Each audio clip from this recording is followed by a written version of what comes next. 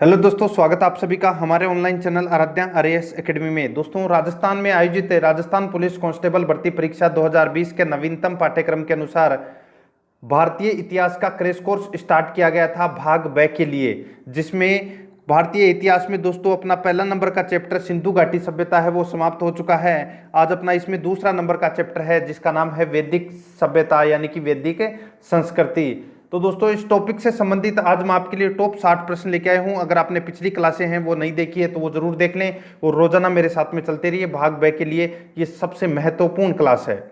तो दोस्तों, Aaradhya RAS academy के यूट्यूब चैनल को सब्सक्राइब जरूर करें, बेल आइकन को दबाएं, वीडियो को लाइक और अपने दोस्तों के पास में शेयर जरूर करें। तो चलिए दोस्तों, शुरू करते हैं आज की क्लास। पहला प्रश्न देखिए, पूर्व वैदिक या ऋग्वैदिक संस्कृति का काल किसे माना जाता है? तो सबसे पहले मैं आपको बता दूं, वैदिक सभ्यता। देखिए, वैदिक सभ्यता को ही आर्य सभ्यता कहा जाता है क्योंकि इस सभ्यता का विकास आर्य जाति के लोगों द्वारा किया गया था। ठीक है, जो कि आपको इसमें याद रखना है। ठीक है, देखिए, आर्य है वो आर्य सभ्यता है वो ग्रामीण सभ्यता थी। क्या थी? ग्रामीण सभ्यता। अब आप देखिए यहाँ पे पूर्व वैदिक या ऋग्वैदिक संस्कृति का काल किसे माना जाता है? तो वो है 1500 ईसा पूर्व से 1000 ईसा पूर्व तक पूर्व वैदिक या ऋग्वैदिक संस्कृति का काल माना जाता है। ए नंबर का ऑप्शन बिल्कुल सही उत्तर हो जाएगा इसका। आगे देखिए दोस्तों, इसमें सेकंड नंबर प्रश्न है, उत्तर वैदिक संस्कृति का काल किसे माना जाता है? उत्तर वैदिक संस्कृति का काल है वो किसे माना जाता है? तो वो माना जाता है दोस्तों 1000 ईसा पूर्व से 600 ईसा पूर्व तक। 1000 ईसा पूर्व से 600 ईसा पूर्व तक ये दोस्तों उत्तर वैदिक संस्कृति का काल माना जाता है। याद रखना, इसमें बी नंबर का जो ऑप्शन है वो इसका बिल्कुल सही उत्तर हो जाएगा।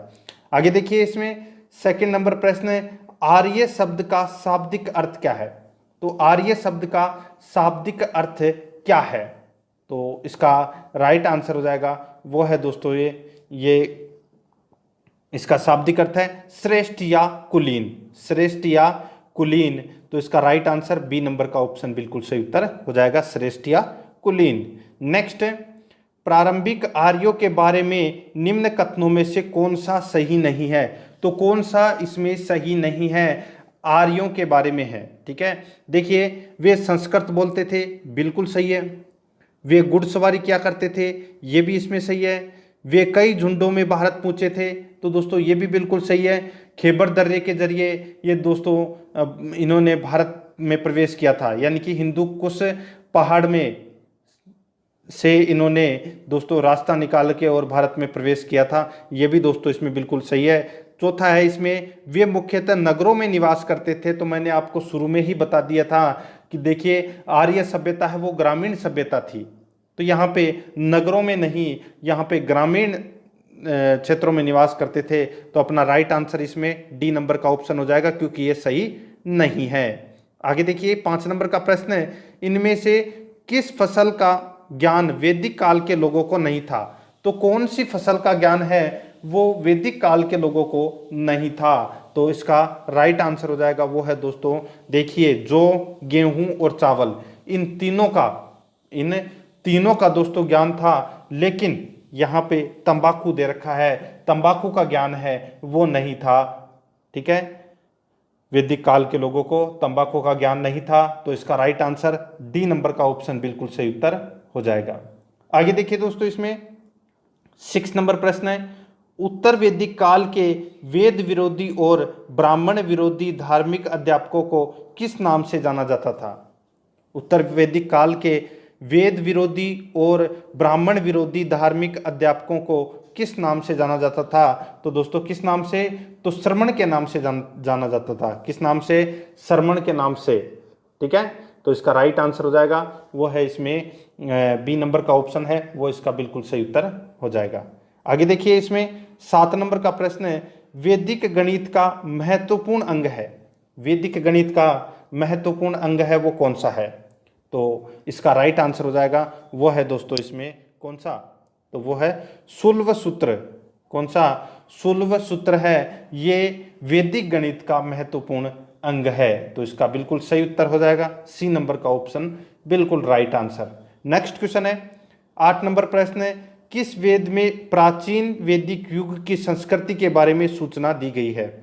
तो यहाँ पे देखिए दोस्तों, किस वेद में प्राचीन वैदिक युग की संस्कृति के बारे में सूचना दी गई है? तो इसका राइट आंसर हो जाएगा वो है दोस्तों ऋग्वेद। किसमें? ऋग्वेद में दोस्तों यह सूचना है ये दी गई है। ऋग्वेद के बारे में आपको थोड़ा बता देता हूं। देखिए दोस्तों, इसमें वेद है वो 4 प्रकार के थे, ऋग्वेद, सामवेद, यजुर्वेद और अथर्ववेद। ठीक है, जिसमें से ऋग्वेद में 10 मंडल, कितने? 10 मंडल, 1028 इसमें क्या थे? श्लोक थे। कितने श्लोक? और 1028 श्लोक में से 1017 है वो क्या थे? सूक्त। और दोस्तों 11 है वो क्या थे? तो वाला खिल्ले। ठीक है, तो टोटल 1028 श्लोक हो गए और इसमें लगभग 10,600 मंत्र थे। क्या थे? इसमें 10,600 मंत्र थे। ये भी आपको इसमें याद रखना है। ऋग्वेद इसका राइट आंसर हो जाएगा। नेक्स्ट क्वेश्चन है 9 नंबर प्रश्न है, निम्नलिखित में से उत्तर वैदिक काल में लिखे गए ग्रंथों का सही क्रम कौन सा है? निम्नलिखित में से उत्तर वैदिक काल में लिखे गए ग्रंथों का सही क्रम कौन सा है? तो इसका राइट आंसर हो जाएगा वो है वेद, ब्राह्मण, आरण्यक और उपनिषद। वेद, ब्राह्मण, आरण्यक और उपनिषद। याद रखना इसका राइट आंसर ये क्रम है, ये पूछ सकता है आपको।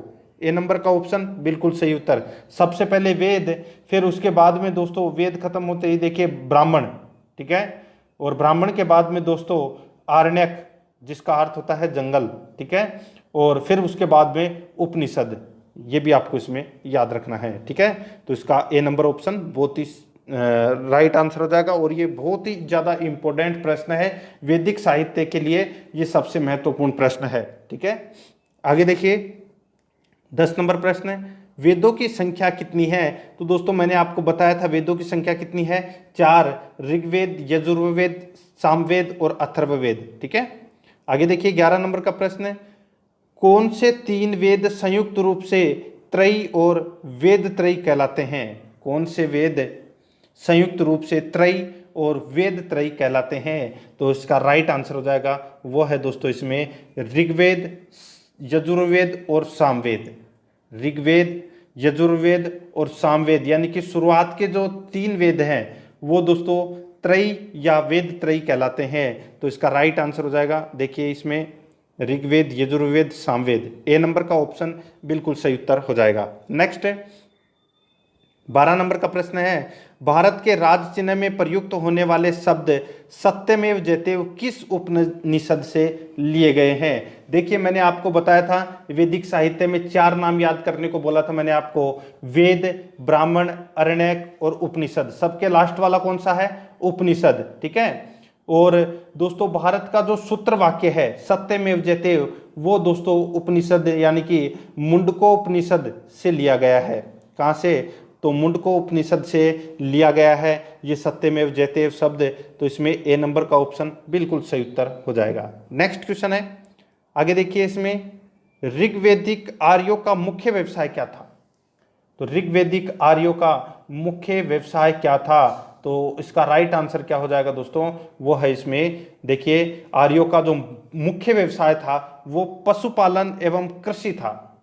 ठीक है, पशुपालन एवं कृषि था, लेकिन अपन है वो पशुपालन को विशेष महत्व देंगे क्योंकि पशुपालन इसका राइट आंसर हो जाएगा। ठीक है, वैसे तो कृषि भी करते थे लेकिन कृषि का इसमें कम उल्लेख है, पशुपालन का ज्यादा उल्लेख है। ठीक है, तो इसमें बी नंबर ऑप्शन बिल्कुल सही उत्तर हो जाएगा।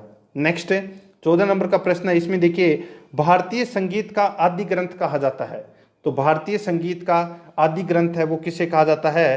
तो ये कहा जाता है दोस्तों सामवेद को। किसको कहा जाता है? सामवेद को। देखिए इसमें साम का अर्थ होता है, साम वेद है ना, साम का अर्थ होता है दोस्तों गान। क्या होता है? गान।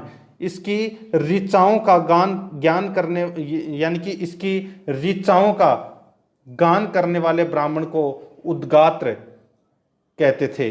ठीक है, सामवेद में कुल है 1549 ऋचाएं हैं। वेदों में सामवेद को भारतीय संगीत का जनक कहा जाता है। तो इसमें डी नंबर ऑप्शन बिल्कुल सही उत्तर हो जाएगा। आगे देखिए, प्रथम विधि निर्माता कौन है? प्रथम विधि निर्माता कौन है? तो दोस्तों वो थे मनु। ए नंबर का ऑप्शन बिल्कुल सही उत्तर हो जाएगा, मनु। 16 नंबर का प्रश्न है, कृष्ण भक्ति का प्रथम और प्रधान ग्रंथ है। कृष्ण भक्ति का प्रथम और प्रधान ग्रंथ है तो वो कौन सा है? तो वो है दोस्तों श्रीमद् भगवत गीता। श्रीमद् भगवत गीता ये दोस्तों कृष्ण भक्ति का प्रथम और प्रधान ग्रंथ है। तो इसका राइट आंसर हो जाएगा वो है इसमें बी नंबर का ऑप्शन बिल्कुल सही उत्तर हो जाएगा। ठीक है, आगे देखिए, इसमें 17 नंबर का प्रश्न है, ऋग्वेद में संपत्ति का प्रमुख स्रोत क्या है? ऋग्वेद में संपत्ति का प्रमुख स्रोत है वो क्या है? तो इसका राइट आंसर क्या हो जाएगा? वो है दोस्तों इसमें देखिए गोधन। गोधन है ये संपत्ति का प्रमुख रूप से स्रोत है, गोधन। तो इसका राइट आंसर वो है इसमें ए नंबर का जो ऑप्शन है वो इसका बिल्कुल सही उत्तर हो जाएगा। ठीक है, देखिए एक चीज मैं आपको और बता दूं, देखिए ऋग्वेद में 10वें मंडल में पुरुष सूक्त का जिक्र आता है जिसमें 4 वर्णों ब्राह्मण, क्षत्रिय, वैश्य और शूद्र का उल्लेख है। ये 4 वर्ण आपको याद रखने हैं, ब्राह्मण, क्षत्रिय, वैश्य और शूद्र। ठीक है, 10वें मंडल में आते हैं ये और ऋग्वेद में आते हैं। ठीक है, आगे देखिए, इसमें 18 नंबर प्रश्न इसी से संबंधित है। देखिए, ऋग्वेद के किस मंडल में शूद्र का उल्लेख पहली बार मिलता है? तो शूद्र का उल्लेख मैंने अभी आपको बताया था दोस्तों, ऋग्वेद में 4 वर्णों का उल्लेख मिलता है, ब्राह्मण, क्षत्रिय, वैश्य और शूद्र। देखिए यहाँ पे शूद्र से संबंधित प्रश्न पूछा गया है, तो ये कौन से मंडल में है? तो ये 10वें मंडल में है। तो इसका डी नंबर ऑप्शन बिल्कुल सही उत्तर हो जाएगा। आगे देखिए, 19 नंबर प्रश्न, पुराणों की संख्या कितनी है? तो दोस्तों पुराणों की संख्या है वो कितनी है? तो इसका राइट आंसर हो जाएगा, पुराण है वो कितने हैं? तो वो है 18 पुराण है। कितने हैं? 18 पुराण हैं। तो इसका right answer A number option बिल्कुल सही उत्तर, 18 पुराण। नेक्स्ट आगे देखिए, वैदिक धर्म का मुख्य लक्षण इनमें से किसकी उपासना था? वैदिक धर्म का मुख्य लक्षण इनमें से किसकी उपासना था? तो इसका राइट आंसर हो जाएगा वो है प्रकृति के। ए नंबर का ऑप्शन बिल्कुल सही उत्तर हो जाएगा। आगे देखिए दोस्तों, इसमें 21 नंबर प्रश्न है, किस देवता के लिए ऋग्वेद में पुरंदर शब्द का प्रयोग हुआ है? तो ऋग्वेद में जो पुरंदर शब्द का प्रयोग हुआ है वो दोस्तों किसके लिए हुआ है? तो इसका राइट आंसर हो जाएगा वो है इंद्र के लिए पुरंदर शब्द का है वो इसमें प्रयोग हुआ है। तो इसका ए नंबर ऑप्शन बिल्कुल सही उत्तर हो जाएगा। आगे देखिए, 22 नंबर प्रश्न है, शुल्वसूत्र किस विषय से संबंधित पुस्तक है? शुल्वसूत्र किस विषय से संबंधित पुस्तक है? तो इसका राइट आंसर क्या हो जाएगा? वो है दोस्तों ज्यामिति। ज्यामिति से संबंधित पुस्तक है शुल्वसूत्र। ठीक है, तो इसका right answer A number option बिल्कुल सही उत्तर। नेक्स्ट है, अस्तोमा सद्गमय कहाँ से लिया गया है? तो दोस्तों अस्तोमा सद्गमय ये कहाँ से लिया गया है? तो इसका राइट आंसर हो जाएगा वो है दोस्तों ये ऋग्वेद से लिया गया है, अस्तोमा सद्गमय। ठीक है, तो इसका बिल्कुल सही उत्तर A number option right answer. Next question है, आर्य भारत में बाहर से आए और सर्वप्रथम बसे थे। आर्य है वो भारत में बाहर से आए और सर्वप्रथम है वो कहाँ पर बसे थे? तो ये बसे थे दोस्तों पंजाब में। कहाँ पर बसे थे? पंजाब में सर्वप्रथम ये बसे थे। तो इसका राइट आंसर क्या हो जाएगा? वो है इसमें सी नंबर ऑप्शन सही उत्तर। नेक्स्ट आगे देखिए दोस्तों, इसमें सूची फर्स्ट और सूची सेकंड दी गई है, सुमेलित करना है। सूची फर्स्ट में वेद है और सूची सेकंड में यज्ञ करता है, यानी कि कौन से वेद के यज्ञकर्ता कौन थे वो अपने को इसमें पता होना चाहिए। देखिए दोस्तों, इसमें देखिए ऋग्वेद के यज्ञकर्ता है वो कौन थे? तो वो थे दोस्तों इसमें कौन? हिता या होत्र। क्या है? हिता या होत्री। ठीक है, यजुर्वेद के थे दोस्तों अर्धव्यू। ठीक है, और सामवेद के थे दोस्तों उद्गाता यानी कि उद्गात्र। ठीक है। और अथर्ववेद के थे दोस्तों ब्रह्मा, ठीक है। तो इसका राइट आंसर क्या हो जाएगा, वो है दोस्तों इसमें 1 2 3 4, यानी कि इसमें सारे के सारे है वो सही सुमेलित किए गए हैं। तो इसका बिल्कुल सही उत्तर ए नंबर का ऑप्शन है, वो इसका राइट आंसर हो जाएगा। 26 नंबर प्रश्न है, इसमें देखिए वेदों को अपौरुषेय क्यों कहा गया है।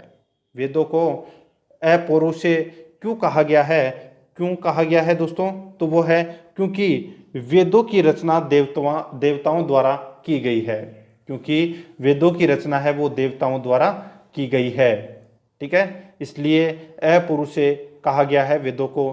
तो इसमें ए नंबर ऑप्शन बिल्कुल सही उत्तर। नेक्स्ट है 27 नंबर प्रश्न है, इसमें देखिए वैशेषिक दर्शन के प्रतिपादक हैं। तो वैशेषिक दर्शन के प्रतिपादक हैं वो कौन है, तो वे हैं दोस्तों इसमें कौन, तो महर्षि काणाद, ठीक है। तो इसमें वैशेषिक दर्शन के प्रतिपादक हैं। तो देखिए उल्लूक, पूरा नाम है उल्लूक कणाद, ठीक है, कणाद। तो बात एक ही है, उल्लूक कणाद बोल दो या उल्लूक कणाद बोल दो, ठीक है, कणाद। तो इसका राइट आंसर बी नंबर का ऑप्शन बिल्कुल सही उत्तर हो जाएगा। देखिए सांख्य दर्शन के प्रवर्तक थे कपिल, योग दर्शन के प्रवर्तक थे पतंजलि, और न्याय दर्शन के प्रवर्तक थे गौतम, पूर्व मीमांसा के प्रवर्तक थे जैमिनी, और उत्तर मीमांसा के प्रवर्तक थे बादरायण, ठीक है। तो इसका right answer B number option सही उत्तर हो जाएगा। नेक्स्ट है मीमांसा या पूर्व मीमांसा दर्शन के प्रतिपादक हैं। मीमांसा या पूर्व मीमांसा के प्रवर्तक कौन है, तो मैंने अभी आपको बताया था जैमिनी, ठीक है। तो इसका right answer A number option बिल्कुल सही उत्तर। नेक्स्ट है वेदांत या उत्तर मीमांसा दर्शन के प्रतिपादक हैं। तो मैंने आपको बताया था बदरायण, ठीक है। उत्तर मीमांसा के प्रवर्तक कौन है, तो वो है बदरायण। तो इसका बिल्कुल सही उत्तर क्या हो जाएगा, बी नंबर ऑप्शन बिल्कुल सही उत्तर। नेक्स्ट है आगे देखिए ऋग्वेद का कौन सा मंडल पूर्णतः सोम में परिवर्तित है। तो दोस्तों ऋग्वेद का कौन सा मंडल है, ये सोम में पूर्णतः, सोम को पूर्णतः समर्पित है। तो इसका राइट आंसर हो जाएगा वो है इसमें दोस्तों नौवां मंडल। नौवां मंडल है ये पूर्णतः सोम को समर्पित है। तो इसका बिल्कुल सही उत्तर हो जाएगा सी नंबर ऑप्शन सही उत्तर। आगे देखिए 31 नंबर प्रश्न, प्रसिद्ध 10 राजाओं का युद्ध दासराज युद्ध किस तट पर लड़ा गया था। तो दोस्तों देखिए ऋग्वेद में दासराज्य युद्ध का वर्णन आया है, जिसमें भरत जन के स्वामी सुदास ने रावी नदी के तट पर 10 राजाओं के संघ को हराया था, ठीक है। यह आपको इसमें याद रखना है। तो इसका राइट आंसर क्या हो जाएगा, तो वो है दोस्तों इसमें वो है परुष्णी, ठीक है, परुष्णी। तो इसका राइट आंसर हो जाएगा वो है इसमें परुष्णी। ये अब देखिए यहाँ पे परुष्णी नाम दे रखा है, डी नंबर का ऑप्शन परुष्णी दे रखा है। अब आपने को तो मैंने अभी रावी नाम बताया था, ठीक है। तो रावी नदी का जो प्राचीन नाम था वो था दोस्तों परुष्णी, ठीक है, याद रखना परुष्णी, ठीक है। और दोस्तों सिंधु का जो अभी आप जो सिंध है, सिंध का प्राचीन नाम था सिंधु, ठीक है। और दोस्तों गंडक का जो प्राचीन नाम था वो था दोस्तों सदानीरा, ठीक है। और व्यास का प्राचीन नाम था दोस्तों विपाशा, और झेलम का प्राचीन नाम था दोस्तों विस्तता, ठीक है। और सतलज का प्राचीन नाम था शत्रुदी, ठीक है। ये आपको इसमें याद रखना है। तो परुष्णी है ये रावी नदी का प्राचीन नाम है, और रावी नदी के तट पर यह लड़ा गया था ये युद्ध। तो इसका राइट आंसर परुष्णी या रावी आप कुछ भी बोल सकते हैं, डी नंबर ऑप्शन बिल्कुल सही उत्तर। आगे देखिए धर्मशास्त्रों में भू राजस्व की दर क्या है। तो दोस्तों धर्मशास्त्रों में भू राजस्व की दर है वो क्या है, तो इसका राइट आंसर हो जाएगा वो है इसमें 1/6। क्या थी, 1/6। तो इसका right answer C number option सही उत्तर। नेक्स्ट है 800 ईसा पूर्व से 600 ईसा पूर्व का काल किस युग से जुड़ा है। 800 ईसा पूर्व से 600 ईसा पूर्व का काल किस युग से जुड़ा है? तो ये जुड़ा है दोस्तों कौन से युग से? तो ब्राह्मण युग से जुड़ा हुआ है। ए नंबर का ऑप्शन बिल्कुल सही उत्तर हो जाएगा। आगे देखिए 34 नंबर प्रश्न है, किस काल में, देखिए इसमें 34 नंबर प्रश्न है, किस काल में अछूत की अवधारणा स्पष्ट रूप से उदित हुई है? किस काल में अछूत की अवधारणा स्पष्ट रूप से उदित हुई है?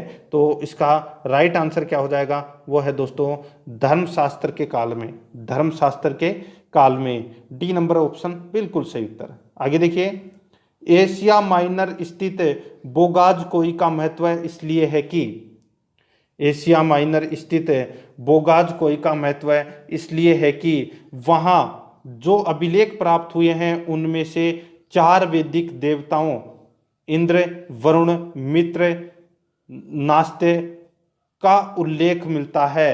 ठीक है, ये बोगाज कोई है, ये क्या है? तो दोस्तों ये एक अभिलेख है, यहां से एक अभिलेख मिला है। ठीक है, और उस अभिलेख से दोस्तों अपने को इंद्र, वरुण, मित्र, नास्ते इसका उल्लेख मिलता है। तो इसका राइट आंसर हो जाएगा इसमें ए नंबर का ऑप्शन बिल्कुल सही उत्तर हो जाएगा। ये इसका राइट आंसर हो जाएगा पहला नंबर का ऑप्शन। आगे देखिए दोस्तों, इसमें 36 नंबर प्रश्न है, गायत्री मंत्र देवी सर्वितु को संबोधित, गायत्री मंत्र किस पुस्तक में मिलता है? तो दोस्तों गायत्री मंत्र है ये किस वेद में या वेद में मिलता है? तो इसका राइट आंसर हो जाएगा, ये है दोस्तों इसमें ऋग्वेद में। ठीक है, तो इसका राइट आंसर ए नंबर का ऑप्शन सही उत्तर हो जाएगा। नेक्स्ट है, आगे देखिए, न्याय दर्शन को प्रचारित किया था। तो दोस्तों न्याय दर्शन को प्रचारित है वो किसने किया था? देखिए न्याय दर्शन के प्रवर्तक हैं वो कौन थे? तो गौतम। तो इसका राइट आंसर क्या हो जाएगा? वो है इसमें गौतम, बी नंबर का ऑप्शन बिल्कुल सही उत्तर। नेक्स्ट है, प्राचीन भारत में निष्क से जाने जाते थे। तो प्राचीन भारत में निष्क है वो किसको बोलते थे? तो ये बोलते थे दोस्तों स्वर्ण आभूषण को, स्वर्ण आभूषण को निष्क बोलते थे। क्या बोलते थे? निष्क। तो इसका ए नंबर ऑप्शन बिल्कुल सही उत्तर। ठीक है, देखिए व्यापार हेतु वस्तु विनिमय प्रणाली प्रचलित थी, विनिमय के माध्यम के रूप में निष्क का भी उल्लेख मिलता है।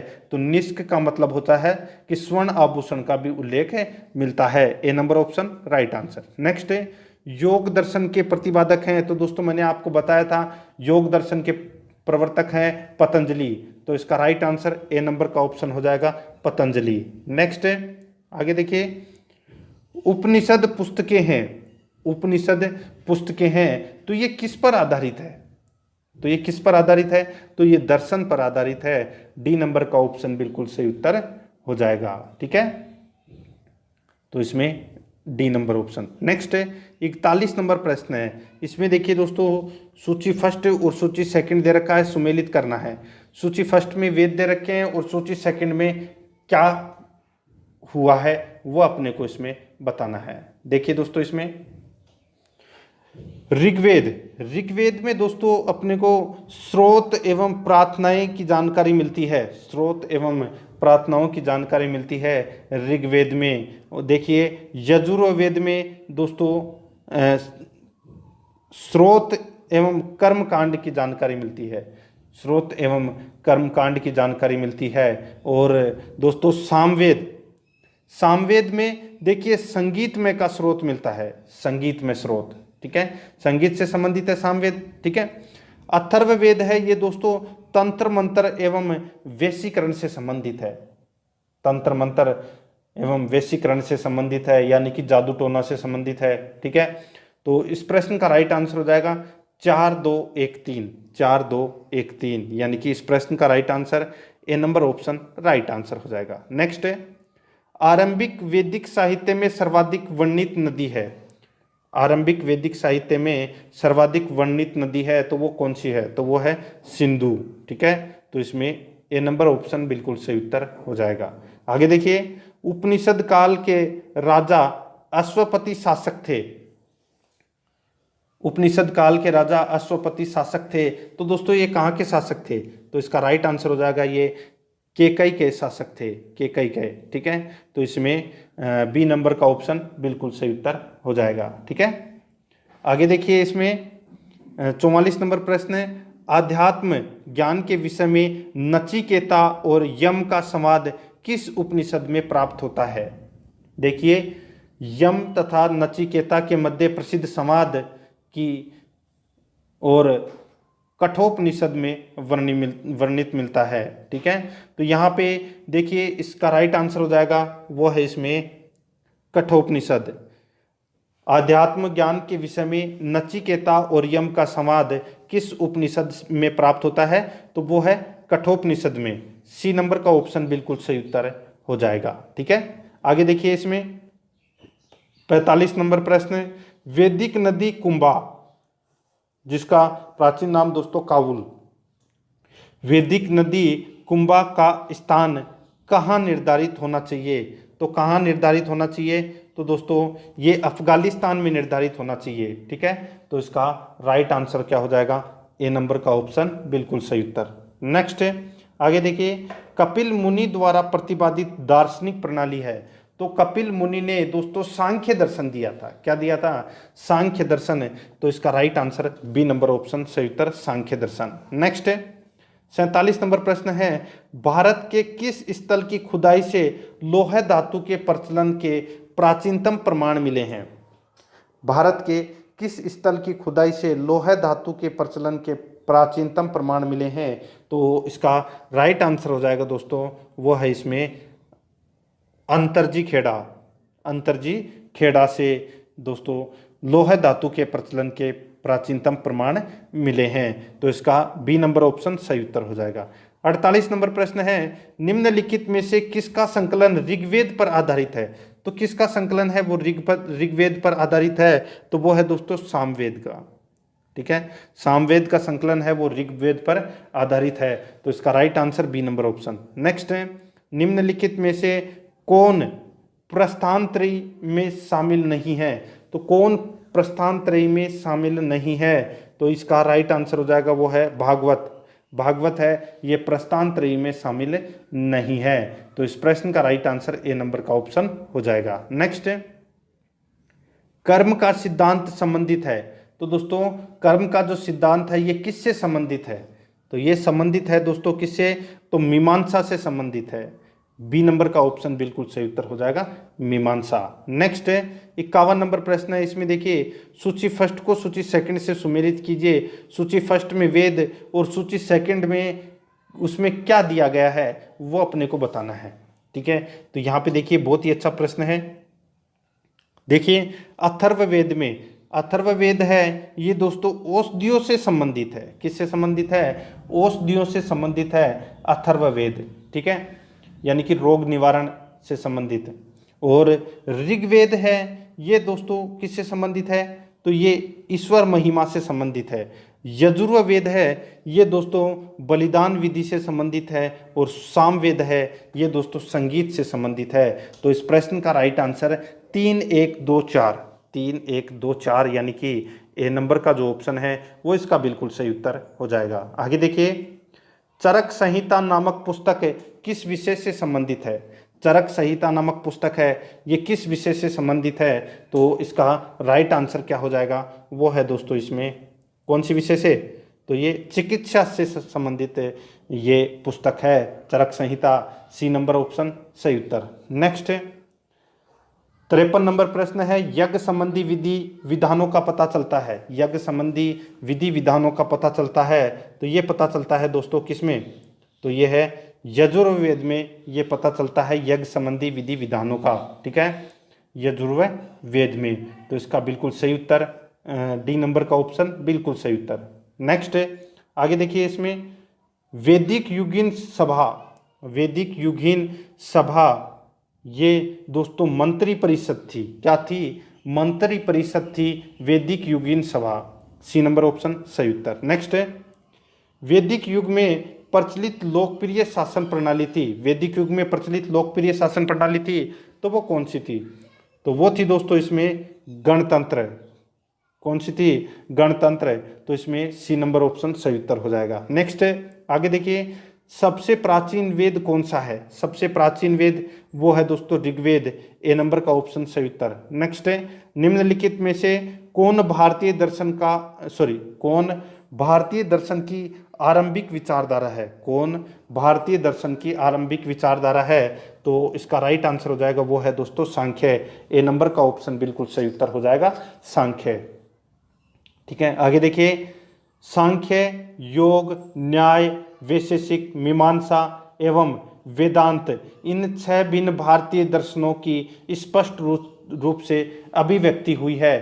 तो इन 6 दर्शनों की जो स्पष्ट रूप से अभिव्यक्ति हुई है ये दोस्तों वैदिक युग में हुई है, जिसको अपन षड दर्शन के नाम से जानते हैं। तो वैदिक युग में इसका right answer A number option बिल्कुल सही उत्तर। नेक्स्ट 59 नंबर प्रश्न है, निम्नलिखित में से वह दस्तकारी कौन सी है जो आय द्वारा व्यवहार में नहीं लाई गई थी?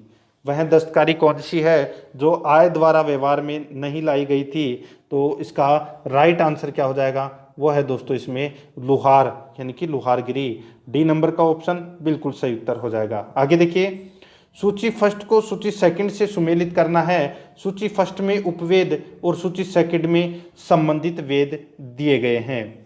ठीक है, अब यहाँ पे देखिए दोस्तों, बहुत ही अच्छा प्रश्न है। आयुर्वेद ये दोस्तों ऋग्वेद का उपवेद है।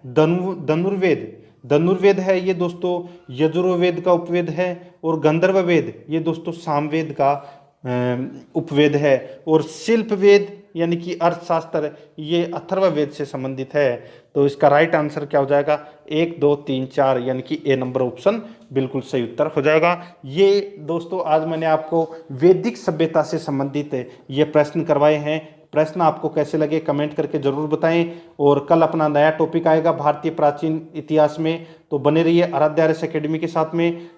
अगर आपने पिछला वीडियो नहीं देखा है तो उसको जरूर देख लें और आराध्य आर्यस एकेडमी के यूट्यूब चैनल को सब्सक्राइब जरूर करें, बेल आइकन को दबाएं, वीडियो को लाइक और अपने दोस्तों के पास में शेयर जरूर करें। मिलते हैं दोस्तों नेक्स्ट वीडियो में। जय हिंद, जय भारत।